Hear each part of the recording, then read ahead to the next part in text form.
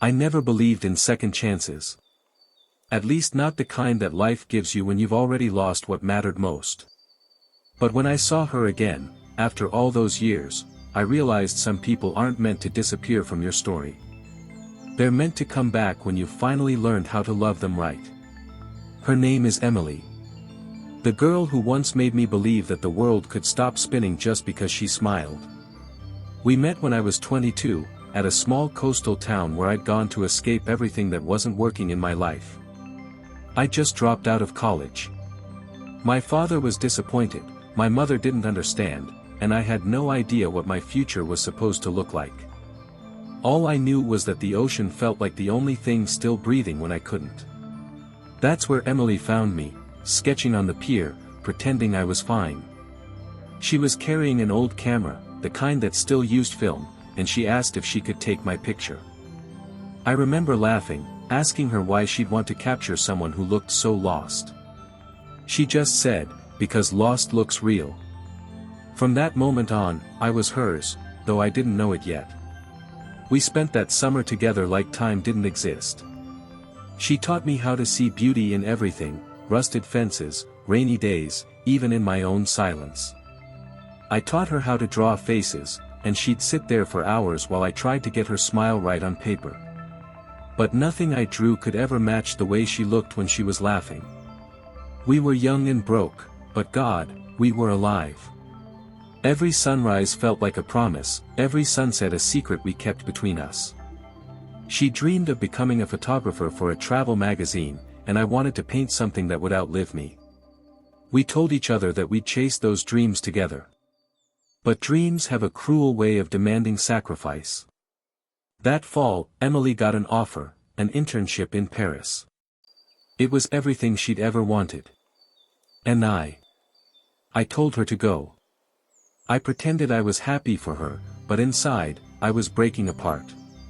She kissed me at the airport and whispered, "Wait for me." I said I would. But I didn't realize how long waiting could feel when love is caught between two worlds. At first, we called every night. We shared everything, our days, our fears, the way the moon looked from different skies. But then weeks turned into months, and the calls became shorter. She was growing, meeting people, living the life she'd always dreamed of. And I was still there, painting her memory instead of facing my own life. The last time we spoke, it was raining. I remember her voice trembling as she said, "I think we need to let each other go." I wanted to fight it, but I knew she was right. Sometimes love isn't enough when timing isn't kind. Years passed. I moved to the city, started working as a designer, tried to build something stable. But every time I saw a photograph of a street in Paris, or a girl laughing under gray skies, I thought of her. There were nights when I'd wake up thinking I heard her voice. And mornings when I'd catch myself whispering her name before coffee. I dated other people, tried to fall in love again. But no one ever made me feel like Emily did, the kind of love that made the world stop. I began to accept that maybe we were just a beautiful chapter that wasn't meant to have a sequel. Until last year. I was at an art exhibition downtown. I'd been invited to display a few of my works, portraits inspired by moments that had shaped me. One of them was of a girl sitting by the ocean, sunlight caught in her hair. It was Emily. I'd painted her from memory, from the way she looked that summer when everything still made sense. The gallery was crowded, filled with noise and conversation. I was standing alone near that painting when I heard a voice behind me. Soft, hesitant, and achingly familiar.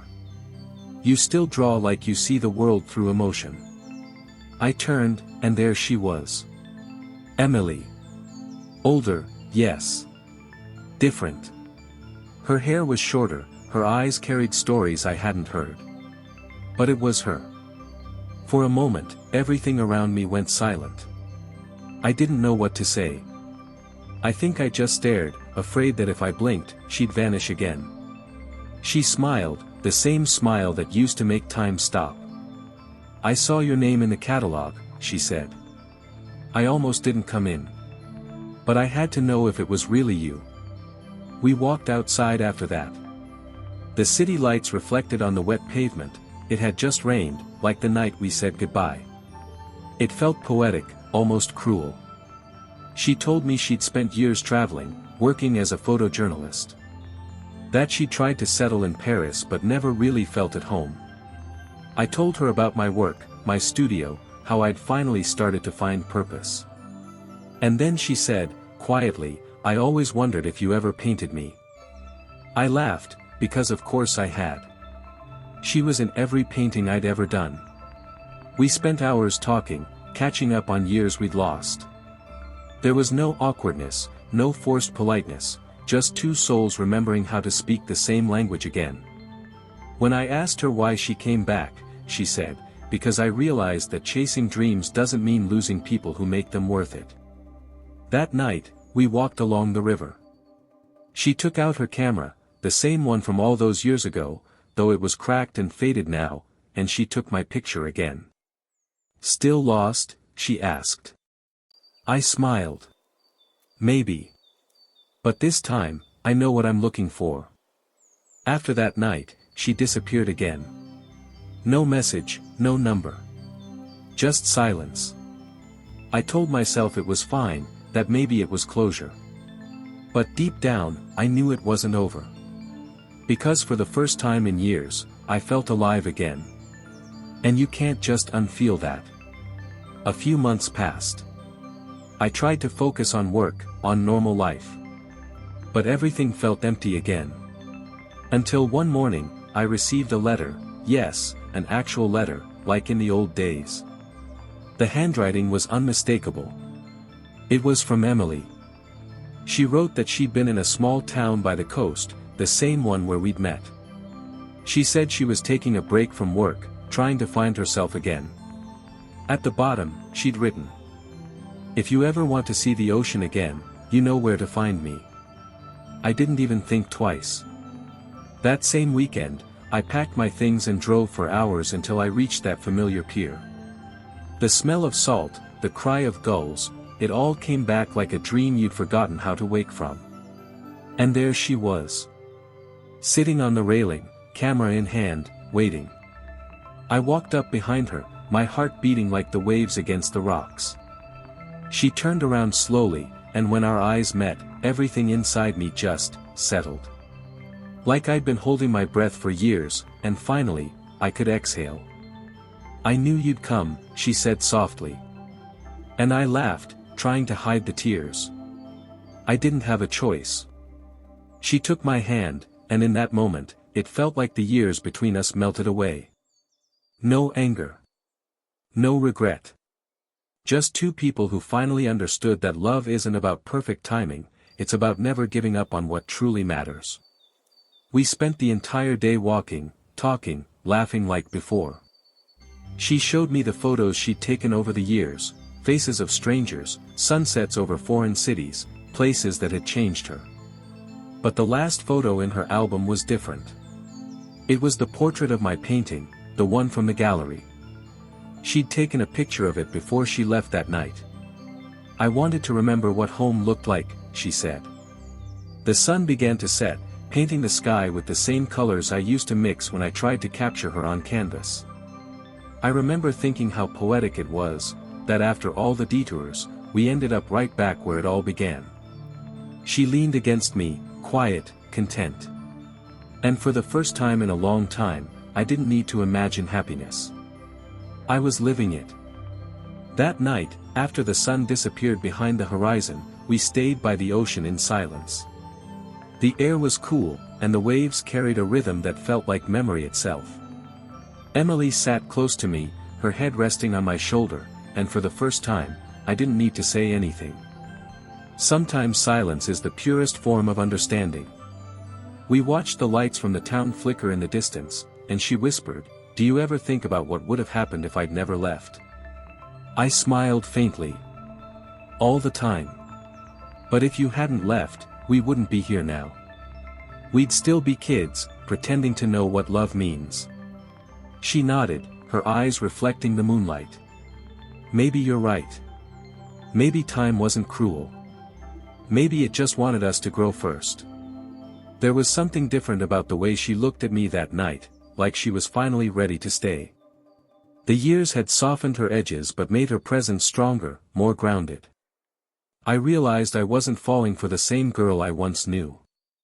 I was falling for the woman she'd become. We found a small inn near the shore where she'd been staying. It looked almost exactly like the one from our first summer: wooden porch, creaky floors, the faint smell of coffee and salt in the air. Inside, her camera equipment was scattered across the table. There were prints of people, places, and colors I'd never seen before. She'd captured the world through her lens, but I could tell there was a loneliness behind those photographs. "Do you ever regret leaving?" I asked. She hesitated before answering. "Sometimes. But I think I needed to lose myself to understand what I truly wanted. And what I wanted was never the city, the job, or the recognition. It was this. You. The version of me that only exists when I'm with you." I didn't know what to say. My heart felt heavy and light at the same time. It's strange how the simplest words can undo years of distance. She walked over to her camera, picked it up, and handed it to me. "Take one of me," she said. "Something real. No posing, no perfection, just me, now." I raised the camera, my hands trembling slightly. She smiled softly, her hair moving with the breeze, eyes steady on mine. I clicked the shutter. The sound echoed softly through the room. It was more than just a picture. It was proof that love can survive the years in between. We spent the next few days like time had stopped again. Morning walks by the sea, late night talks on the porch, coffee that always went cold because we couldn't stop laughing. We didn't make grand promises this time, we didn't need to. Every small moment felt sacred, like we both understood that life doesn't owe us forever, it just gives us now, and that's enough. But life, as always, tests love in quiet ways. On the fourth night, Emily received a call. I watched her face as she listened, her expression shifting from calm to concern. When she hung up, she took a deep breath and sat beside me. "That was my editor," she said softly. "They want me to go to Morocco for a new project. It's a big opportunity." My chest tightened, but I forced a smile. "That's amazing, Em." She looked at me, searching my face. "You don't sound happy." "I am," I said. I guess I'm scared of losing you again." She reached out, her hand finding mine. "You won't. I promise. I'm not the same girl who ran away chasing dreams. I know where home is now." Still, the thought of her leaving stirred something deep inside me. The next morning, I drove her to the bus station. She kissed me goodbye and said, "2 weeks. I'll be back before you can miss me." But 2 weeks became a month. Then 2. Messages became shorter, calls became rarer. I told myself not to worry, that she'd keep her promise. But part of me feared history was repeating itself. One night, as I was closing my studio, I received a message. "Flight delayed. Coming home soon. I have something to tell you." I barely slept that night. When I went to the airport the next day, I stood there for hours, watching people come and go. Then I saw her, hair messy, tired eyes, camera bag slung over her shoulder, but smiling. The kind of smile that said, "I'm home." When she reached me, she didn't say a word. She just wrapped her arms around me and whispered, "I'm done running. I'm staying for good." And then, she told me what she'd been keeping secret. She'd turned down a permanent position abroad. The magazine wanted her full-time, but she said no. She wanted to open her own gallery here, to create something lasting. "I realized," she said, "I've been telling other people's stories for years. It's time to tell ours." Those words hit me like sunlight after a storm. I remember holding her face, brushing away the tears on her cheeks, and saying, "Then let's build it together." The next few months were some of the most beautiful of my life. We found a small studio downtown, a space with brick walls and huge windows that let in the afternoon light. We filled it with our work, her photographs, my paintings. Side by side, our memories hung on those walls like pieces of time finally stitched together. We called the gallery, Second Chances. Opening night was magic. Friends, strangers, artists, all gathered to see what love could look like when it's given room to grow again. There was laughter, music, the clinking of glasses. But in the middle of all the chaos, I found her standing quietly in front of one particular piece, the portrait of her by the sea, the same one from my first exhibition. She looked at me with tears in her eyes. "This painting," she whispered, "it's where everything began." I walked up behind her and said, "No. It's where everything found its way back." That night, after everyone left, we sat on the gallery floor, surrounded by our art. The city lights spilled through the windows, painting her face in gold. She leaned against me and said, "You know what I realized? Love isn't about never losing someone. It's about choosing them again, even after you have." And that's when I knew, we weren't just reliving an old story. We were writing a new one. Months turned into a year. We traveled together, worked together, fought sometimes, laughed always. There were challenges, of course, doubts, deadlines, the fear of repeating mistakes. But every time things got hard, she'd look at me and say, "Don't forget what brought us back." And I never did. One evening, after closing the gallery, I found her sitting by the window, camera on her lap. She was watching the sunset, lost in thought. "What are you thinking about?" I asked. She smiled without turning. "That maybe we should take one last trip before the summer ends. Somewhere that reminds us who we are." "Where?" I asked. "The pier," she said. "Where it all started." So, we went back once more. The same pier, the same ocean, but everything felt different. We weren't the same people who met here years ago. We were older, wiser, and infinitely more grateful. She took out her camera again, but this time, she handed it to me. "Your turn," she said. "Take one of us." I wrapped my arm around her, the sea wind brushing against us, and clicked the shutter. The photo captured more than just two people standing by the ocean. It captured everything we'd survived, the distance, the silence, the years. It captured love finding its way home. When we got back, she printed that photo and framed it. She hung it in the gallery above the entrance, with a small plaque underneath that read, "Some stories don't end. They just begin again." And sometimes, when I walk into that gallery in the early morning, before the world wakes up, I look at that picture and think about how easily I could have lost her forever. How close we came to letting time win. But love, real love, doesn't fade. It waits. Quietly. Patiently. Until the right moment to return. If there's one thing I've learned, it's that love doesn't always follow a straight line. Sometimes it takes detours, gets lost, and disappears for a while. But if it's real, it finds a way back, stronger, wiser, softer. Emily and I spent years apart, chasing dreams, healing wounds, learning who we were without each other. But in the end, love didn't just reunite us, it rebuilt us. So if you're listening, holding on to a love you thought time destroyed, don't lose hope. Because maybe, just maybe, time isn't your enemy. Maybe it's just love's way of preparing you to come home.